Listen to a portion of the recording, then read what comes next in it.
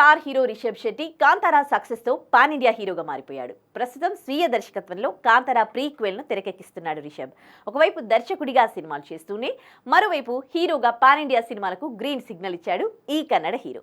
ఈ నేపథ్యంలో Tollywood sensation director Prashanth Varma దర్శకత్వంలో వస్తున్న జై హనుమాన్ లో ఆంజనేయుడిగా కనిపించనున్నాడు. అలాగే బాలీవుడ్ లోనూ మరో భారీ ప్రాజెక్ట్ లో నటిస్తున్నాడు రిషబ్ శెట్టి. ప్రియాంక చోప్రా నటించిన మేరీ కోమ్, అమితాబ్ బచ్చన్ నటించిన జుండ్ వంటి పలు ప్రశంసలు పొందిన చిత్రాలను నిర్మించిన సందీప్ సింగ్ దర్శకత్వంలో the pride of India Chhatrapati Shivaji Maharaj అనే సినిమాలో హీరోగా నటిస్తున్నాడు. ఈ సినిమాలో శివాజీ పాత్రలో రిషబ్ శెట్టి కనిపించనున్నారు. తాజాగా ఛత్రపతి శివాజీ మహారాజ్ పుట్టినరోజును పురస్కరించుకుని స్పెషల్ పోస్టర్ రిలీజ్ చేశారు మేకర్స్. ఇందులో శివాజీ మహారాజ్ పాత్రలో రిషబ్ శెట్టిని చూసేందుకు ఆయన ఫ్యాన్స్ చాలా ఉత్సాహంగా ఉన్నారు.